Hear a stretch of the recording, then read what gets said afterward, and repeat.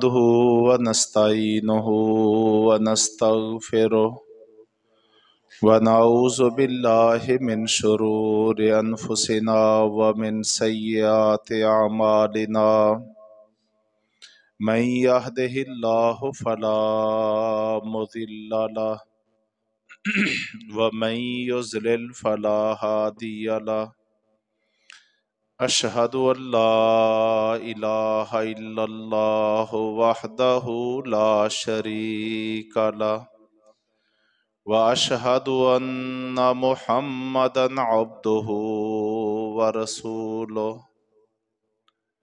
يا أيها الذين آمنوا اتقوا الله حق تقاته ولا تموتن إلا وأنتم مسلمون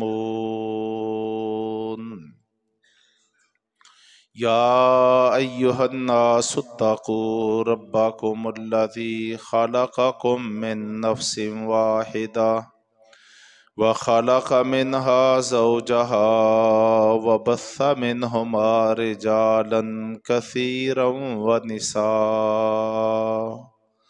واتقوا الله الذي تساءلون به والأرحام إن الله كان عليكم رقيبا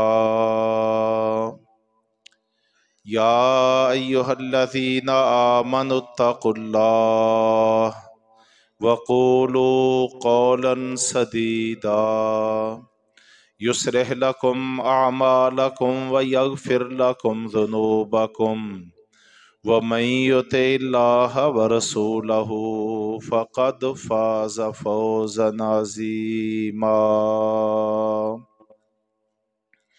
أما بعد فإن خير الحديث كتاب الله وخير الهدي هدي محمد صلى الله عليه وسلم وشر الأمور محدثاتها وكل محدثة بدعة وكل بدعة ضلالة وكل ضلالة في النار أعوذ بالله السميع العليم من الشيطان الرجيم من همزه ونفخه ونفثه بسم اللہ الرحمن الرحیم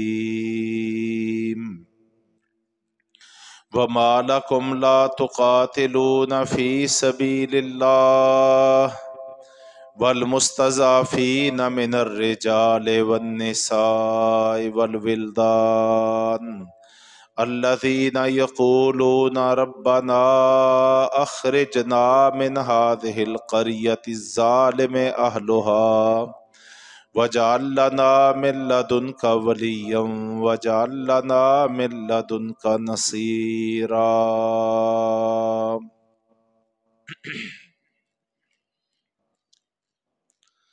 محترم بھائیو،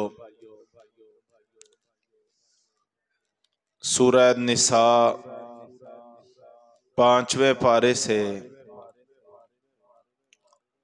ایک آیت کریمہ آج کے خطبہ جمعہ کے لیے میں نے اس کا انتخاب کیا ہے۔ رسول اللہ صلی اللہ علیہ وسلم مکہ مکرمہ سے ہجرت کر کے مدینہ منورہ تشریف لے آئے، اور بیشتر صحابہ بھی مرد و خواتین آپ صلی اللہ علیہ وسلم کے پیچھے مدینہ منورہ پہنچ گئے۔ 7-8 سال گزر چکے تھے کہ مکہ والے ان کو چین سے نہیں بیٹھنے دیتے تھے۔ بالآخر مار کے ہوئے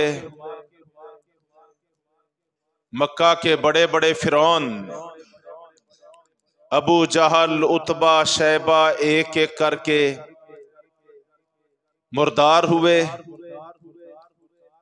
اور وہ وقت آیا جب مدینہ منورہ ایک مستحکم حیثیت اختیار کر گیا، لیکن کچھ مسلمان مرد، عورتیں اور بچے ایسے تھے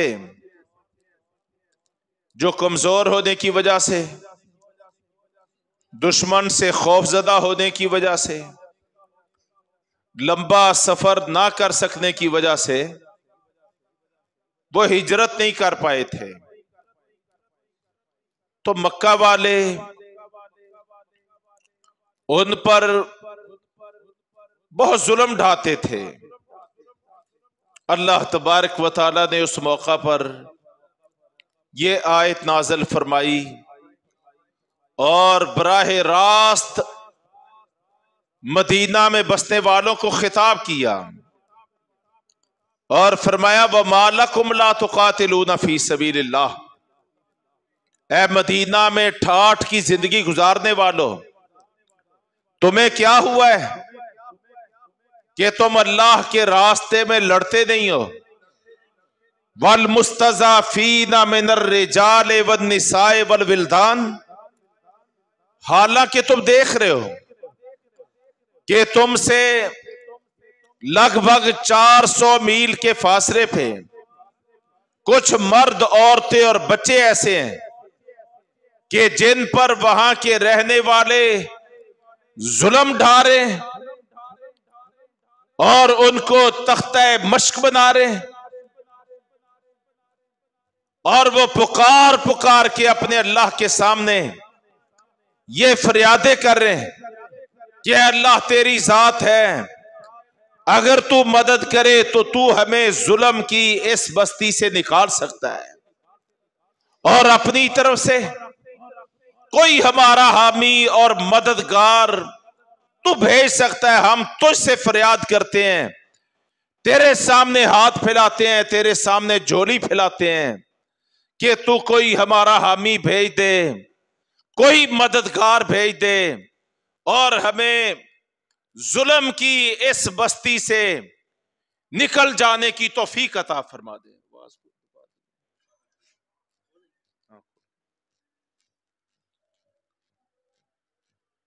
تو یہ آیت نازل ہوئی۔ جب یہ آیت نازل ہوئی، آپ سیرت کی کتابیں پڑھ لیں، اللہ نے تبارک تعالیٰ نے ایک دفعہ فرمایا کہ مومنوں، مدینے میں بسنے والوں، تمہارے اوپر اب واجب ہو گیا ہے، لازم ہو گیا ہے، تمہارا اور ان کا کلمہ ایک ہے، تمہارا اور ان کا رشتہ لا الہ الا اللہ کا ہے، تم پہ واجب ہے، لازم ہے، فرض ہے ان کمزوروں کی مدد کرنا۔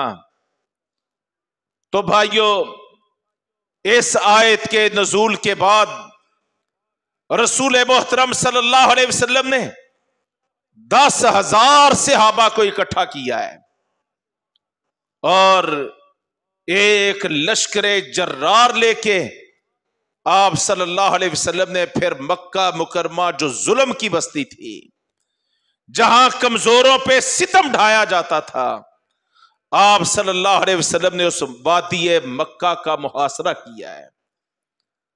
اور یہ ہماری تاریخ کا سنہرا باب ہے کہ نبی کریم صلی اللہ علیہ وسلم نے پھر جرأت مندانہ، قائدانہ کردار ادا کرتے ہوئے لا الہ الا اللہ کے رشتے میں جڑے ہوئے ان تمام کمزوروں کو نہ صرف اللہ کے فضل سے آزادی کی نعمت سے مالا مال کیا ہے، بلکہ وادی مکہ جو ظلم کی بستی بنی ہوئی تھی، جہاں بت پرستی تھی، جہاں کمزوروں پہ ظلم ڈھایا جاتا تھا، اس پوری وادی مکہ، بستی مکہ، شہر مکہ پہ آپ صلی اللہ علیہ وسلم نے لا الہ الا اللہ محمد رسول اللہ کا پرچم بھی لہرایا ہے۔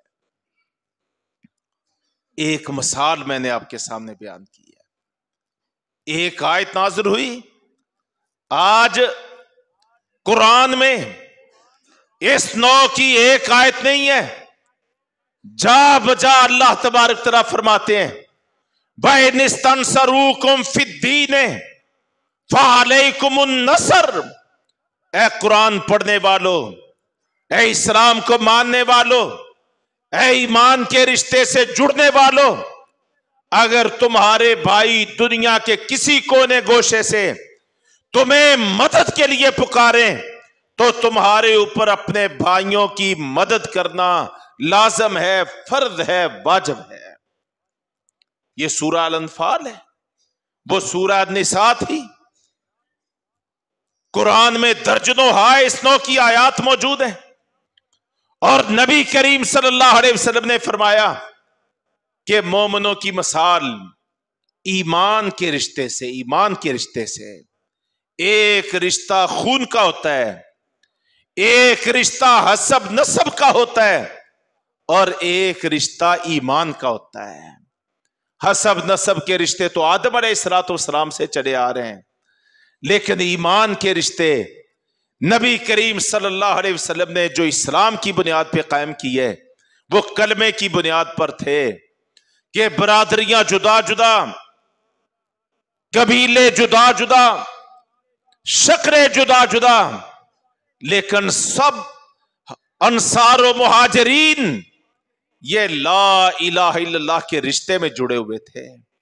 نتیجہ کیا تھا کہ اپنے سگے بھائی کے مقابلے میں، اپنے باپ کے مقابلے میں، بھتیجا اپنے چچا کے مقابلے میں، بھانجا اپنے ماموں کے مقابلے میں، اس طرح حسب نسب کے خون کے رشتے قربان ہوتے ہیں ہو جائیں، ٹوٹتے ہیں ٹوٹ جائیں، بکھرتے ہیں بکھر جائیں، لیکن ایمان کا رشتہ قائم رہنا چاہیے۔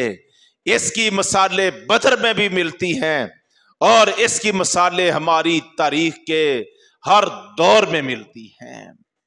ایمان کا رشتہ سب سے مضبوط رشتہ۔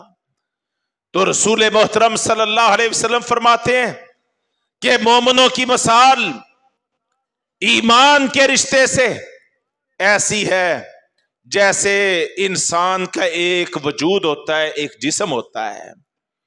فرمایا جسم کے کسی حصے میں، وجود کے کسی حصے اور جوڑ میں اگر کوئی زخم لگے، کوئی چوٹ لگے، کوئی کانٹا چبھ جائے، تو آپ صلی اللہ علیہ وسلم نے فرمایا جیسے پورا وجود بے چین و بے قرار ہوتا ہے، بخار میں مبتلا ہوتا ہے، ایسے ہی دنیا میں بسنے والے اگر کسی مسلمان کو دنیا کے کسی کونے گوشے میں اگر دشمنوں کے ہاتھوں کوئی زخم لگے، کوئی تکلیف پہنچے، تو سارے ایمان والے اس کی مدد کے لیے اس وقت تک بے چین و بے قرار ہوتے ہیں جب تک اس کی مدد کر کے اس کو مشکل اور مصیبت سے نکال نہیں لیتے۔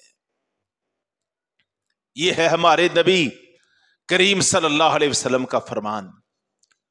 اب ہم دیکھیں ذرا قرآن کی ان آیات پہ غور کریں، نبی کریم صلی اللہ علیہ وسلم کے فرمان اور آپ کی سیرت طیبہ پہ غور کریں۔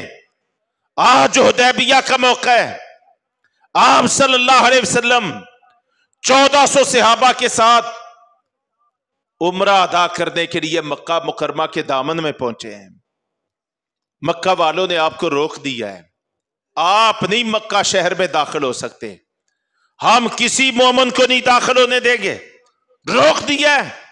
آپ صلی اللہ علیہ وسلم نے راستہ ہموار کرنے کے لیے مذاکرات ڈائلاگ کے ذریعے لیے سیدنا عثمان بن عفان کو روانہ کیا ہے۔ دیر ہو گئی، وہ واپس نہیں پلٹے۔ حدیبیہ کے میدان میں ایک افواہ گردش کر گئی کہ شاید عثمان بن عفان رضی اللہ عنہ کو تنہا پا کے مکہ والوں نے مذاکرات کرنے کی بجائے ان کو شہید کر دیا، ان کو قتل کر دیا ہے۔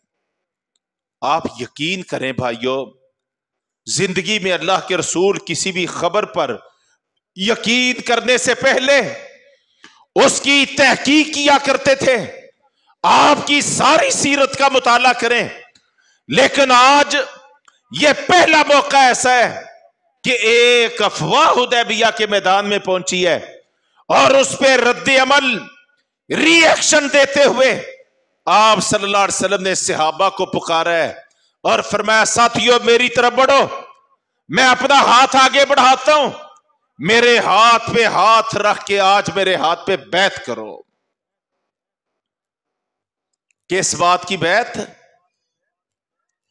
صحابہ کہتے ہیں اللہ کے رسول کے ہاتھ پہ اس دن ہم نے موت کی بیعت کی تھی کہ بس اب کوئی دوسرا آپشن نہیں ہے، اگر انہوں نے ہماری موجودگی میں، ہم دنیا میں موجود ہوں اور ہماری موجودگی میں کوئی کافر اپنے دیش میں، اپنی ریاست میں، اپنے ملک میں ہمارے کسی بھائی کو اس کے ایمان کی وجہ سے اس کو قتل کر دے، پھر ایسا نہیں ہوگا کہ ہم چین سے بیٹھیں، ہم ٹھنڈے پیٹوں اس کو برداشت کریں۔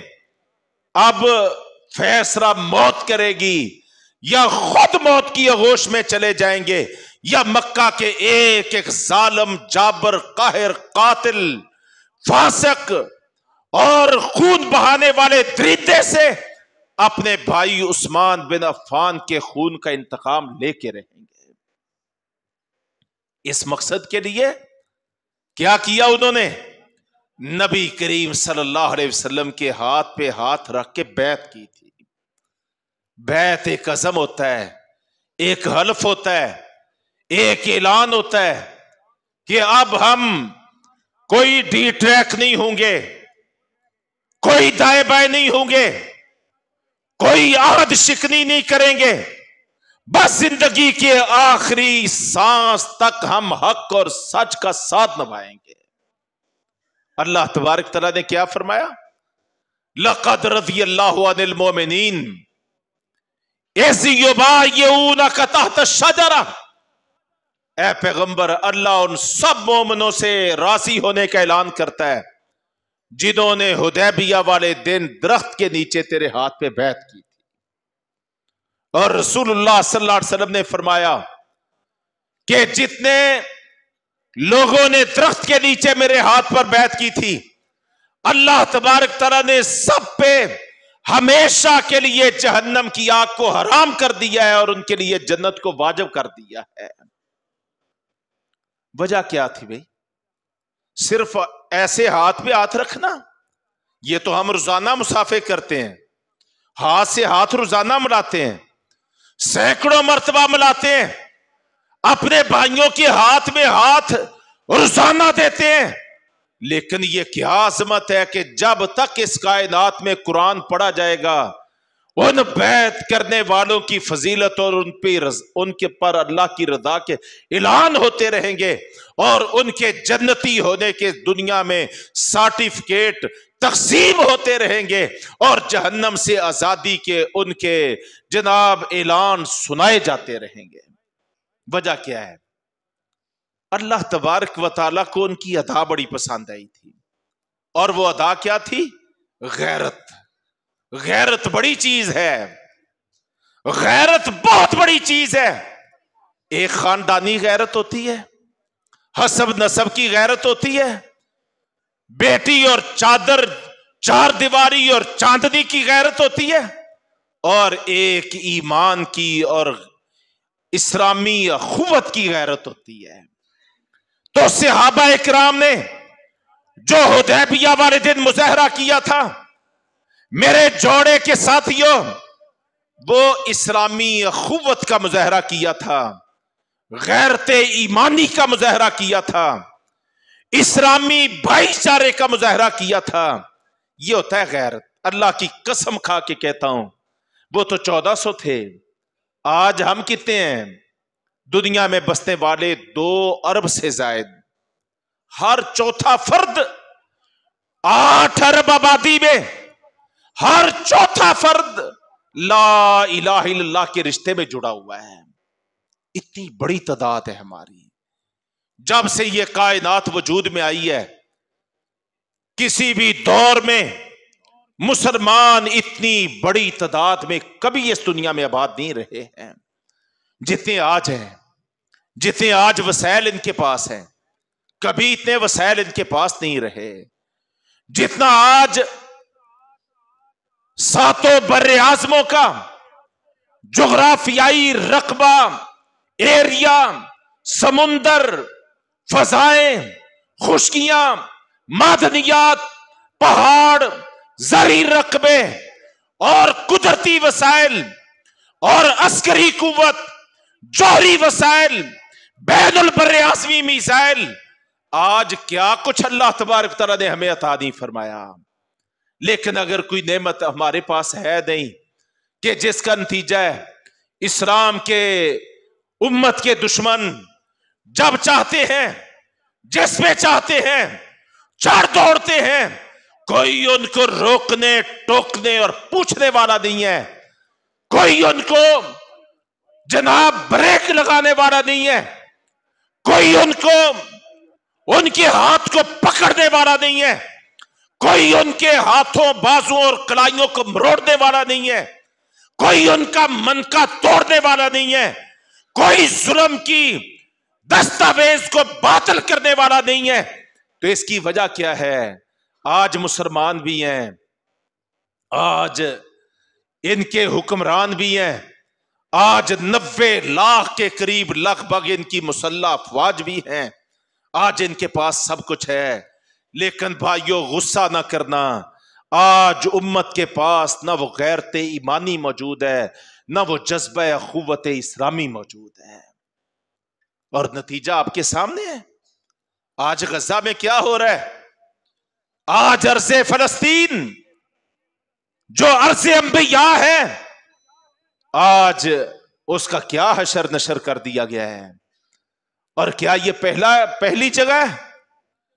یہ پہلی شکارگاہ یا مذبح خانہ ہے کہ جہاں پہ مسلمانوں کا اس انداز میں ان کو گاجر مولی کی طرح کاٹا جا رہا ہے کہ دنیا میں کوئی ٹس سے مس نہیں ہو رہا. ایسا نہیں ہے. یہ ہمیں چیک کیا جاتا ہے. کبھی افغانستان میں چیک کیا گیا، کبھی کشمیر میں، کبھی برما میں، کبھی چیچنیا میں، بوسنیا میں، کبھی کہیں، اور بار بار اسلام کے دشمن، امت کے دشمن کچھ عرصے کے بعد ٹیسٹ کرتے ہیں کہ دیکھو، چیک کرو، کوئی غیرت کی، کوئی اہمیت کی، کوئی ایمانی جذبے اور انتقام کی اس امت میں کوئی رمق باقی تو نہیں بچی. یہ اللہ کے دشمن ہیں جو اس انداز میں ہمارا امتحان لیتے ہیں اور ہمیں رسوا کرتے ہیں. اور آج یہ سب کچھ بھائیو غزہ میں، فلسطین میں ہم اپنی آنکھوں سے دیکھ رہے ہیں.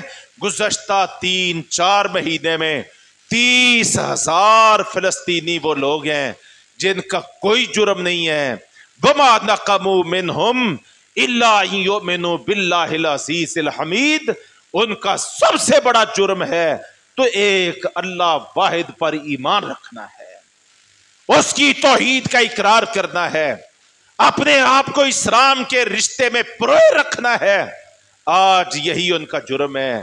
ان کے بچوں کو کس انداز میں ان کے چیتھڑے اڑائے جا رہے ہیں اور ان پہ فاسفورس بم، کیمیکل ویپن اور بستیوں کو جناب ملبوں کا ڈھیر، خاندانوں کے خاندان. یہ گزشتہ 2 ہفتوں سے ڈاکٹر ناجی جو غزہ کے رہنے والے ہیں وہ پاکستان کے دورے پہ ہیں. کل بھی وہ لاہور مرکز میں موجود تھے. وہ ان کے خاندان کا کوئی ایک فرد بھی گزشتہ 3-4 ماہ کی اس سانحے کے نتیجے میں ایک فرد بھی زندہ سلامت نہیں بچا. بیوی، بچے، بہن، بھائی، والدین سب کے سب لقمہ اجل بن گئے، شہادتوں کے مرتبے پہ فیض ہو گئے. اور یہ ایک نہیں ہے، ایسی ہزاروں داستانیں بکھری پڑی ہیں. لیکن میں آپ سے پوچھتا ہوں، آج سوشل میڈیا کا دور ہے، آج ساری دنیا ایسے ہے جیسے گلوبل ولیج، ایک ہی بستی میں، ایک ہی دیہات میں دنیا کے آخری کناروں کی خبریں بھی ایسے پہنچ رہی ہوتی ہیں جیسے ہم جوڑا کے شمالی جانب بیٹھے ہیں تو جوڑا کے जनूबी जानब की खबरें हमें यहां पे आ रही होती हैं, पूरी दुनिया की ऐसे पहुंच रही है। मैं आपसे पूछता हूं कि क्या कहीं कोई आवाज इन सितम रसीदों के लिए, इन मजलूमों बेबसों के लिए कहीं कोई आवाज बुलंद होती हुई आपने सुनी हो? कोई रुकावट, कोई ब्रेक लगती हुई देखी हो? किसी ने जुर्रत का मुजाहरा किया हो? कहीं भी ऐसा नहीं है। हां, अगर यहूदो नसारा का किसी मुसलमान के हाथ से कोई कुत्ता भी मर जाए, कुत्ता मर जाए, नजस चीज है, कुत्ता मर जाए, दुनिया में कोहराम बर्पा हो जाता है, जाली अफसाने घड़े जाते हैं और जनाब दुनिया को ताख्तो तराज करने के, बाकायदा तौर पे मुल्कों को तबाह बर्बाद करने के, तोरा बोरा बना देने के फैसले कहां से होते हैं? यूएन, जो सारी अक़वामो मिलल का अपने आप को नुमाइंदा इदारा समझता है, उसकी नींदें हराम हो जाती हैं, चैन और सुकून छिन जाता है। ऐसा हुआ क्यों हुआ? पकड़ो इन दहशतगर्दों को, ये मिलिटेंट हैं, ये शिद्दत पसंद हैं, ये ग्लोबल टेररिस्ट हैं, इनको जीने का कोई हक नहीं है। इंसानी हकूक के दावेदार इंसानियत के तमाम हकूक को सलब कर लेते हैं कि इन्होंने हमारा कुत्ता मार दिया है, इन्होंने फलां के वजूद पे खराश पैदा कर दी है, इनको जीने का, इन मुल्कों को जिंदा रहने का कोई हक नहीं। आज ये निजाम है, इसको जंगल का निजाम कह लें, इसको जिसकी लाठी उसकी भैंस का निजाम कह लें, या इसको उम्मत की रुसवाई का निजाम कह लें, और ये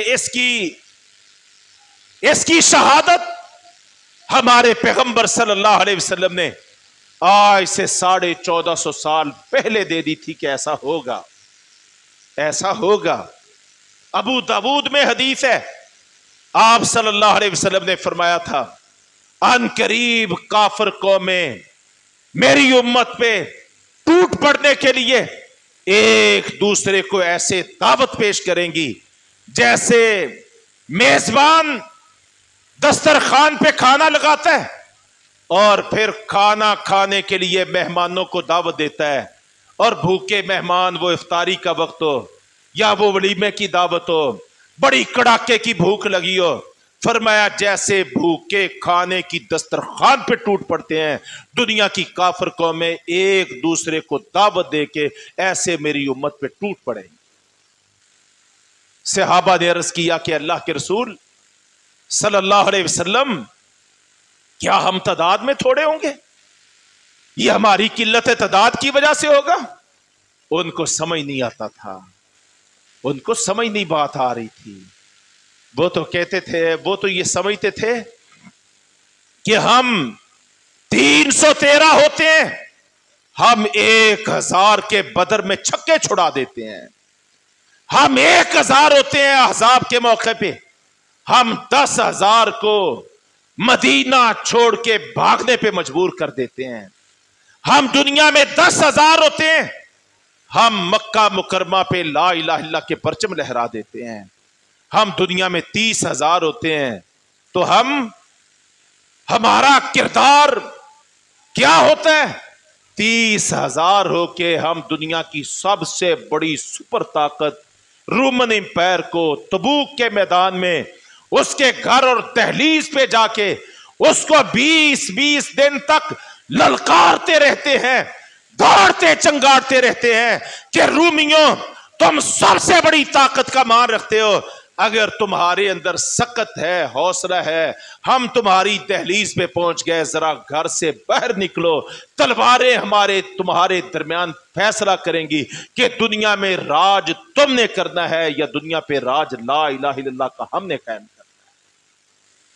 30,000, हमारा तो एक 1000 पे गालिब आता था, हमारा तो 1 या 2 मुअव्वज़ और मुआज होते थे। बदर के मैदान में 2 बच्चे मुअव्वज़ और मुआज 1000 पे गालिब आ गए थे। ओहद वाले दिन एक साथ में नबी वक्कास 3000 पे गालिब आ गए थे। यमामा की जंग में एक थे बरा बिन मालिक रज़ी अल्लाह अन्हु, वो मुसैलमा कज़्ज़ाब के 70,000 दुश्मनों से तन्हा टकराते हुए, लड़ते भिड़ते हुए, उनकी सफों को खुदेड़ते हुए फसील की दीवार को क्रॉस करके अंदर कले में दाखिल हुए थे और अकेले 70,000 के मुकाबले में उतर के उनको पसपा करके उस कले का मेन गेट खोलने में कामयाब होते हैं और नतीजतन मुसैलमा कज़्ज़ाब भी जहन्नम रसीद होता है। और यमामा का मार्का बरा बिन मालिक रज़ी अल्लाह अन्हु, एक सहाबी, उनकी जुर्रत ईमानी, उनका जज्बा, उनकी हिम्मत, उनकी शुजाअत, दलेरी, बेखौफी, निडरपन, उसका नतीजा क्या था कि 70,000 दुश्मनों का उन्होंने पांसा पलट के रख दिया था। हम तो वो थे कि एक हमारा था खालिद बिन वलीद। खालिद बिन वलीद रज़ी अल्लाह अन्हु, जब तीनों कमांडर शहीद हो गए थे, एक खालिद बिन वलीद आगे बढ़े थे और मुकाबले में कितने थे? कभी सोचा आपने हम कौन थे? हमारी तारीख क्या थी? हमारी अजमत रफ्ता क्या थी? हमारा माजी क्या था? हमारा एक खालिद बिन वलीद था और ये रूमी मुकाबले में मूता के महाज पे 2 लाख की तादाद में थे। और मेरे मुसलमान भाइयों, कलमा के साथियों, इस उम्मत मोहम्मद के अजीम लोगों, हमारा एक था, दुश्मन 2 लाख था।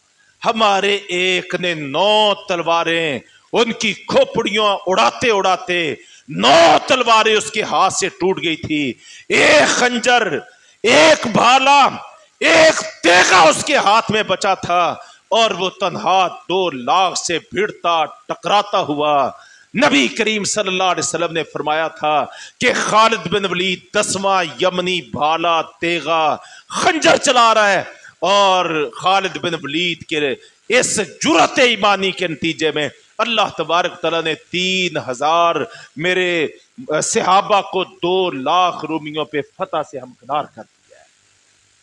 हम तो वो थे। हम तो आज 11 रमजान है, कल की तारीख थी 10 रमजान मुबारक थी, जब देवल की बंदरगाह से एक बहन ने हमें बुलाया था। हमारा माजी, मैं माजी के वर्क आपके सामने पेश कर रहा हूं। देवल की बंदरगाह से एक बहन की फरियाद अरब के सहराओं में पहुंची थी और मोहम्मद बिन कासिम की क़ियादत में 10 रमजान मुबारक को देवल की बंदरगाह पे हमला हुआ था और राजा दाहर का कड़ा कमा करके एक बहन की फरियाद पे मुसलमानों ने लब्बैक कहते हुए मुल्तान तक के इलाके पे इस्लाम के परचम गाड़ दिए थे। हम तो वो थे कि हम सिर्फ अपनी बेटियों, बहनों और माओं के आंचल का तहफ़्फ़ुज़ नहीं किया करते थे, हम तो गैर मुस्लिम बेटियों की इज्जत, नामूस, चादर, 4 दीवारी, चांदनी और उसका तहफ़्फ़ुज़ किया करते थे।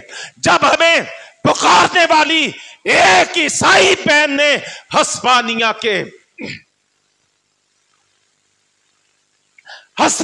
के साहिलों से पुकारा था, ईसाई बादशाह उसकी इज्जत पे फरेफ्ता हुआ जा रहा था। उसने दुनिया भर में निगाह उठा के देखा, अरब के सहराओं में बसने वाले मोहम्मद के गुलामों के अलावा दुनिया में कोई उसको अपनी इज्जत का मुहाफ़िज़ नजर नहीं आया था। उसने आवाज दी, उसने पुकारा था, उसने आवाज दी थी। हम वो लोग थे, हम हस्पानिया के साहिलों पे पहुंच के अपनी कश्तियां जला दिया करते थे और दुनिया में ये वाज़ेह किया करते थे कि पस कदमी हमारे मुकद्दर में नहीं है, ذلت اور رسوائی ہمارے مقدر میں نہیں ہے. ہم ہر مظلوم کے ساجی بھی ہیں, ہم درد بھی ہیں, غم خار بھی ہیں, اور اس کی مدد کرنے والے مددگار بھی ہیں. ہمارا ماضی تو یہ ہے, ہمارا ماضی ہماری عظمتیں رکھتا تو یہ ہے. اور آج 2 ارب مسلمانوں کی آبادی, اور ہمارے سامنے یہ کیا ہو رہا ہے. تو آپ نے فرمایا تھا تمہاری تعداد تھوڑی نہیں ہوگی, تم تعداد میں بہت زیادہ ہوگے, لیکن تمہاری حیثیت سمندری یا سیلابی جو پانی کا ریلا ہوتا ہے. پچھلے یہ چند مہینوں پہلے, پچھلے سال آپ نے اپنے جنوب میں ستلج میں دیکھا سیلابی ریلا آیا تھا. کبھی دیکھیں اس ریلے کے اوپر 2 چیزیں ہوتی ہیں. جب تیز پانی چل رہا ہوتا ہے اس کے اوپر بلبلے پیدا ہوتے ہیں, جھاگ پیدا ہوتی ہے, اور دوسری چیز تنکے, گھاس پھوس, چھڑیاں, شاخیں, مختلف قسم کی ایسی چیزیں جو ہوتی ہیں وہ اس ریلے کے اوپر تیر رہی ہوتی ہیں. نبی کریم صلی اللہ علیہ وسلم نے فرمایا تھا امت تو میری بہت زیادہ ہوگی, حد و حساب سے بالا ہوگی, لیکن ان کی حیثیت وہ یہ سیلابی ریلے کے اوپر آنے والی جھاگ کی, گھاس پھوس کی, تنکوں کی, ایسے آوارہ شاخوں کی, درختوں کے گرے ہوئے پتوں کی, اس کی حیثیت ہوگی. نہ جن کی کوئی بنیاد ہوتی ہے, نہ جڑیں ہوتی ہیں, نہ کوئی مرتبہ ہوتا ہے, نہ مقام ہوتا ہے. وہ سیلابی ریلے کے سہارے پہ ہوتی ہیں. ایک طرف سے تھپیڑا پڑے موجوں کا دوسری طرف بہ جاتی ہیں, آگے سے کوئی ریل آئے تیسری طرف چل پڑتی ہیں. فرمایا میری امت تعداد میں بہت زیادہ ہوگی, لیکن ان کی حیثیت یہ ہوگی ایک دشمن ان کو تھپڑ رسید کرے, یہ بھاگتے ہوئے دوسرے دشمن کی گود میں جائیں گے, آگے سے تھپڑ پڑے یہ تیسری طرف بھاگیں گے. ان کی کوئی اپنی اوقات, کوئی مرتبہ, کوئی مقام, کوئی حیثیت, کوئی سٹیٹس ان کا نہیں. کیا آج ایسا ہے یا نہیں ہے؟ فرمایا میری دشمنوں کے سینوں سے میری امت کا روب ہی ختم ہو جائے گا. وہ روب جو رحمت عالم صلی اللہ علیہ وسلم ارشاد فرمایا کرتے تھے, اللہ نے مجھے اتنا روب دے دیا ہے کہ میرا دشمن 1 مہینے کی مسافت پہ دور بیٹھا ہو, وہ میرا نام سنتا ہے اور تھر تھر کانپنا شروع ہو جاتا ہے, اس کے قدموں سے زمین تھرکنا شروع ہو جاتی ہے. ایک خط گیا تھا میرے اور آپ کے پیغمبر صلی اللہ علیہ وسلم کا, ہرقل دنیا کے سب سے بڑے بادشاہ کے دربار میں جاؤ, صحیح بخاری کے آغاز میں ترجمے والی صحیح بخاری لو اور اس کو پڑھو. ہرقل کا واقعہ, اس نے کہا تھا جب سے عرب کی سرزمین سے مدینہ سے یہ محمد کریم کا خط میرے دربار میں آیا ہے, اے میرے وزیروں, مشیروں, میرے حاشیہ یعنی حاشیہ برداروں اور میرے مشورے کے لوگوں, میرے درباریوں, میں تمہیں دل کی بات کہتا ہوں. میرا چہرہ اجڑا اجڑا تم دیکھ رہے ہو, میرا وجود ایسے سکڑا سکڑا تم دیکھ رہے ہو. یقین مانو جب سے یہ محمد کا خط آیا ہے, میں نے اس خط کو کھول کے پڑھا ہے, اس وقت سے مجھے یہ لگ رہا ہے میرے قدموں سے میرا تاج و تخت نکلا جا رہا ہے, اور بہت جلد وہ وقت آئے گا کہ یہ میرا تاج و تخت, یہ میری سلطنت, یہ رومن امپائر, یہ سب کچھ محمد کریم کے قدموں میں ڈھیر ہونے والا ہے. ہمارا تو نام یہ تھا, ہمارا تو روب یہ تھا. آپ نے فرمایا کہ میری امت کا روب دشمن کے سینے سے نکل جائے گا اور میری ساری امت ایک بیماری میں مبتلا ہو جائے گی. آج بیماریوں کے علاج کے لیے جگہ جگہ ہیلتھ سینٹر ہیں جناب, جدید ہسپتال ہیں, جدید مشینیں امریکہ سے یورپ سے جناب امپورٹ کی جاتی ہیں, اور جدید طرز کے جناب ادارے بنائے جاتے ہیں, بڑے بڑے ڈاکٹر اور سرجن رکھے جاتے ہیں بیماریوں کے علاج کے لیے. بھائیو, ایک بیماری ہمارے نبی کریم صلی اللہ علیہ وسلم نے بتائی تھی کہ میری ساری امت کو لگ جائے گی. کس دور میں؟ جب کافر دلیر ہو جائیں گے اور میری امت پہ بے دریغ حملہ کرنے کے لیے ایک دوسرے کو دعوت پیش کریں گے. جیسے بھوکے کھانے کی دسترخوان پہ ٹوٹ پڑتے ہیں, اسی طرح کافر قومیں ٹوٹ پڑیں گی उस दौर में मेरी सारी उम्मत एक बीमारी में मुब्तला होगी। उस बीमारी का नाम वहन की बीमारी है। पूछा वहन क्या है? आपने फरमाया कि मेरी उम्मत दुनिया इसके मुफादात से बेपनाह मोहब्बत करना शुरू हो जाएगी। हुब्बुकुम दुनिया, तुम्हारा है मेरी उम्मत के लोगों दुनिया से मोहब्बत करना, व कराहियतुकुम लिल मौत, और जिहाद और शहादत की मौत से तुम्हारा नफरत करना। ये दो अलामतें जब उम्मत में आएंगी कि सारी उम्मत ही इसके हुक्मरान, इसकी अवाम, इसके उलमा, असातिज़ा, जनाब बड़े छोटे, अमीर गरीब, हर एक का रुख किस तरफ हो जाएगा, दिल का लालच और ख्वाहिश क्या होगी? दुनिया मिले, हाय दुनिया, हाय दुनिया।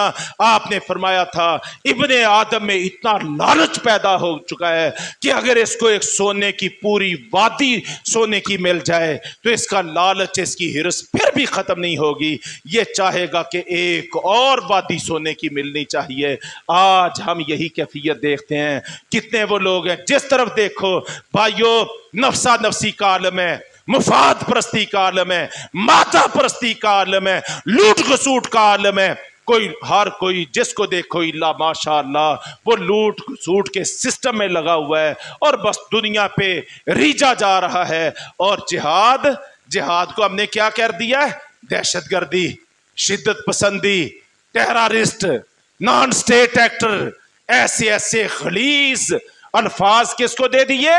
अल्लाह के रास्ते में अजीम अमल और फरीदा जिहाद को। अल्लाह तबारक तआला हमारे हाल पे रहम फरमाए। तो भाइयों, आज इसका ये नतीजा, ये शाखसाना है जो हमारे सामने है। आओ हम इस पे गौर करें। बातें तो बड़ी हैं, मैं वहाँ के हालात बयान करूँ, बड़े दिलसोज हालात हैं, बहुत कर्बनाक हालात हैं। उनके पास ना मुकाबले के लिए पूरी सकत है, ना उनके पास सहर और अफ्तार का पूरा इंतजाम है।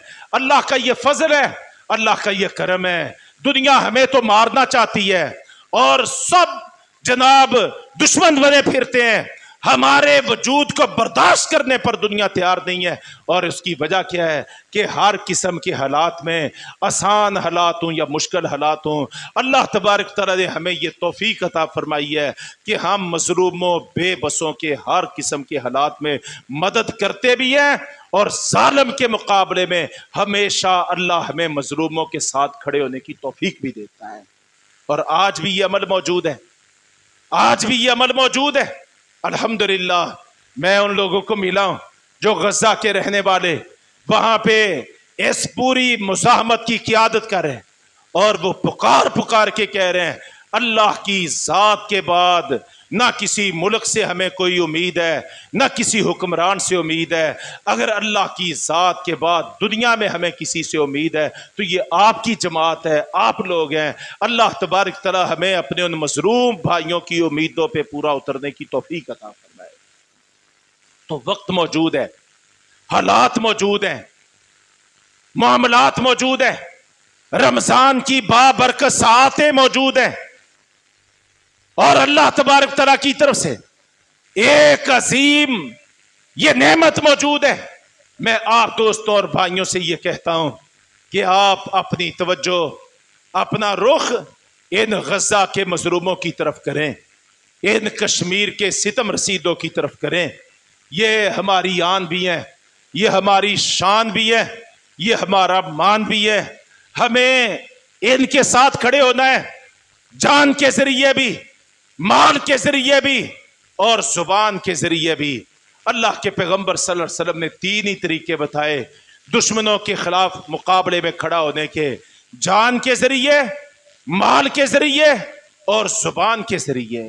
और तीनों ही आज दरकार हैं, तीनों ही की आज जरूरत है।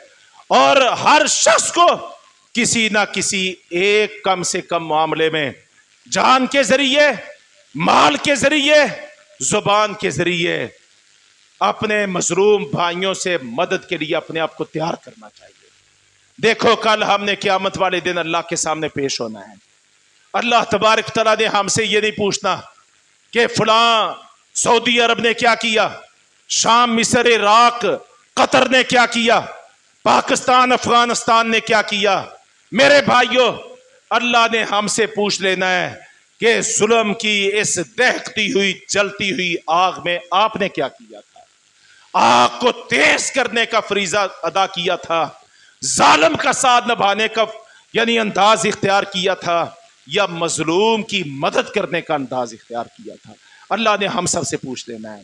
میں نے ایک حدیث پڑھی، اس کا کچھ حصہ بخاری اور مسلم میں موجود ہے، اور مکمل حدیث کی کتاب مصنف عبد الرزاق، یہ سینکڑوں محدثین کے استاذ ہیں، محدث ہیں بہت بڑے، اور ان کی کتاب ہے حدیث کی مصنف عبد الرزاق، اس میں یہ مکمل حدیث لائے ہیں۔ اس حدیث پہ آپ نے غور کرنا ہے، اس سے ہمیں اپنا کردار ادا کرنے کا ہمیں سلیقہ آئے گا، ہمارے اندر ایک جذبہ پیدا ہوگا۔ بیان کرنے والی ہماری والدہ ماجدہ ام المومنین سیدہ عائشہ صدیقہ بنت صدیق رضی اللہ عنہا، وہ بیان کرتی ہیں اس روایت کو، اور کیا فرماتی ہیں؟ فرماتی ہیں کہ رسول اللہ صلی اللہ علیہ وسلم نے چھپکلی کو مارنے کا حکم دیا۔ ہمیں کیا حکم دیا؟ چھپکلی، یہ جس کو ہم پنجابی میں کوڑ کرلی کہتے ہیں، دیواروں کے ساتھ جو چمٹی ہوتی ہے، اللہ کے رسول صلی اللہ علیہ وسلم نے اس کو مارنے کا، قتل کرنے کا حکم دیا۔ جب ہم نے پوچھا کہ اس کا جرم کیا ہے، اس کا گناہ کیا ہے، ایسے تو کئی حشرات الارض ہیں، لیکن آپ خاص طور پہ چھپکلی کے بارے میں فرما رہے ہیں، تو اس کا جرم کیا ہے؟ تو آپ صلی اللہ علیہ وسلم نے فرمایا تھا کہ اس چھپکلی کا یہ جرم ہے کہ جب نمرودوں نے ابراہیم علیہ السلام کے لیے آگ دہکائی تھی اور میلوں تک آگ کے علاوہ روشن کیے تھے اور آگ کے شعلے آسمان سے باتیں کر رہے تھے، اس وقت یہ چھپکلی تھی، یہ اس آگ کے قریب جاتی تھی اور اس آگ کو پھونکے مارتی تھی۔ کیا کرتی تھی؟ پھونکے مارتی تھی۔ بتاؤ بھائیو، آپ سمجھدار صاحب بصیرت لوگ ہو، چھپکلی کتنی پھونک مار لیتی ہوگی؟ اس کی پھونک سے آگ میں کتنا جناب وہ جوش پیدا ہوتا ہوگا، آگ کتنی بھڑکتی ہوگی۔ اس سے سروکار نہیں ہے، سروکار ایک کردار سے ہے، اور وہ کردار کیا ہے کہ ظلم کے موقع پہ ظالم کے ساتھ مددگار کے طور پہ کھڑے ہونا، یہ کردار ہے۔ آپ صلی اللہ علیہ وسلم نے حکم دیا چھپکلی کو مارنے کا، اور سبب کیا بیان کیا کہ یہ ابراہیم علیہ السلام پہ جلائی گئی آگ کو پھونکے مار کے اس کو جناب بھڑکاتی تھی، یہ اس کا جرم ہے، اس لیے اپنی امت کو حکم دیا کہ چھپکلی کو قتل کرو، اس کو مارو۔ اور مینڈک جس کو ہم پنجابی میں کیا کہتے ہیں؟ ڈڈو، مینڈک کو مارنے سے منع کیا۔ شاید یہ روایت آپ میں سے بہت سے بھائی پہلی دفعہ سن رہے ہوں۔ مینڈک کو مارنے سے منع کیا، اور کیا فرمایا؟ فرمایا یہ مینڈک تھا اس موقع پر جو کسی چشمے تالاب پہ جاتا تھا اور پھر آگ کی طرف بڑھتا تھا، اور آگ کے قریب جا کے جیسے فائر بریگیڈ والے پانی آگ پہ ڈالتے ہیں یا پچکاری ماری جاتی ہے کپڑوں کو استری کرنے کے لیے، جس انداز میں ان پہ چھڑکاؤ کیا جاتا ہے، آپ نے فرمایا ایسے مینڈک منہ میں پانی لاتا تھا، آگ کے قریب جاتا تھا، اور جتنا قطرہ 2 قطرے 4 قطرے پانی ہوتا تھا وہ میلوں پھیلی ہوئی آگ پہ ڈالتا تھا۔ مقصد کیا تھا؟ وجہ کیا تھی؟ سبب کیا تھا؟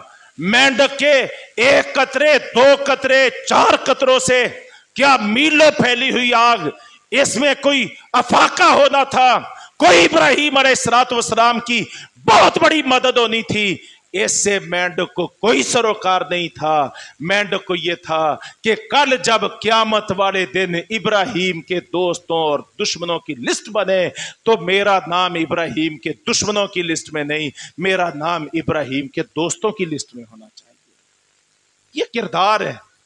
मैं आपसे पूछता हूं, मैं अपने आप से पूछता हूं, अल्लाह तबारक तआला ने हमें बेपनाह वसाइल से नवाजा है, बड़ी सलाहियतों से नवाजा है।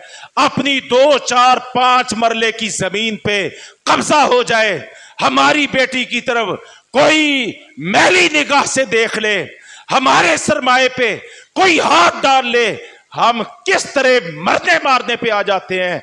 भाइयों, ये इस्लाम का रिश्ता है, ये ईमान का रिश्ता है। इस रिश्ते की मुनासबत से, इसके ताल्लुक से कल क़यामत वाले दिन हमें पूछा जाना है। देख लो, गौर कर लो, झांक लो और तरतीब बना लो, सोचो विचार कर लो। कल क़यामत वाले दिन कश्मीरियों के दोस्तों और दुश्मनों की, फिलिस्तीनियों के दोस्तों और दुश्मनों की, मददगारों की और दुश्मनों की जब फहरिस्त बनेगी, मेरा नाम किस फहरिस्त में होगा? बस इस एक सवाल का जवाब तलाश कर लो। मैंने अबू दाऊद से अल्लाह के रसूल की हदीस बयान कर दी है। कोई शख्स ये नहीं कह सकता कि जनाब मैं तो कोई किरदार ही नहीं अदा कर सकता। आज जुबान का माना क्या है?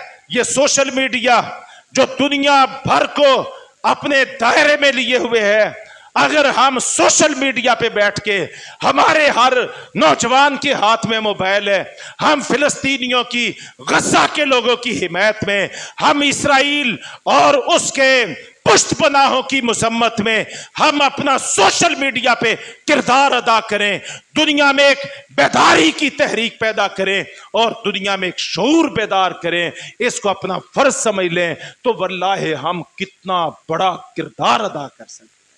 लेकिन एक सोच को मुनज़्ज़म करने की जरूरत है। तो बस ये मेरी गुजारिश है, आज के खुतबा जुमा का यही खुलासा है कि हमें दोबारा से फिर खड़े होना है, मुतहर्रिक और फाल होना है, अपना मोमिनाना किरदार अदा करना है, बहादुराना किरदार अदा करना है। आज दुनिया को मुजाहिदाना किरदार की जरूरत है। आज हमारे हुक्मरान बुज़दिल हो चुके हैं, आज हमारे मुल्क काफरों के सरखरीद गुलाम बन चुके हैं, IMF और वर्ल्ड बैंक के नौकर बन चुके हैं। इन्होंने मुल्कों को, कौमों को सूद की लानत और सूदी कर्जों के शिकंजे में परो दिया है। ये कुछ नहीं करने वाले, ये कुछ नहीं करने वाले, इनसे कोई तवक्को ना रखी जाए। बस अपनी मदद आपके तहत हमने खड़े होना है, अपने रब का हुक्म मान के, अपने नबी का उसवा इख्तियार करते हुए, उम्मत की फरियाद पे लब्बैक कहते हुए हमने इंशाअल्लाह अंसार और मददगार का किरदार अदा करना है। अल्लाह तबारक तआला हमारा हामी और नासिर होगा। ये दिन इंशाअल्लाह बदलेंगे, हमेशा दिन एक जैसे नहीं रहते। इन इसराइली सहूदियों को अदरे का बदला देना पड़ेगा, इनको ईंट का जवाब पत्थर से मिलेगा और इंशाअल्लाह इंशाअल्लाह ऐसा वक्त आएगा कि इन बदमाश दहशतगर्द यहूदियों को दुनिया में छुपने के लिए कहीं जाए पनाह भी नहीं मिलेगी। और इंशाअल्लाह वो वक्त आएगा किबला अव्वल भी आज़ाद होगा, फ़लस्तीन भी आज़ाद होगा और अल्लाह की सारी ज़मीन जो है कुफर और जुल्म के निज़ाम से इंशाअल्लाह आज़ाद होगी और इस्लाम का फलाही इस्लामी निज़ाम जो है वो अल्लाह की ज़मीन पे कायम और गालिब होगा। हमें अपने रब की रहमत पे उम्मीद है, उसी के फजल पे यकीन है, उसी से दुआ करते हैं। अल्लाह रब्बे करीम मज़लूमों की हाँ सुनने वाला है, उनकी फरियाद सुनने वाला है। अल्लाह के अर्श के दरमियान और मज़लूम की हाँ के दरमियान कोई पर्दा और रुकावट नहीं है। हालात बहुत जल्द बदल जाने वाले हैं और बेहतर हो जाने वाले हैं और इंशाअल्लाह इस्लाम गालिब होने वाला है, कुफर मिटने वाला है। अल्लाह हमें इसमें अपना किरदार अदा करने की तौफीक अता फरमाए। वमा अलैना इल्ला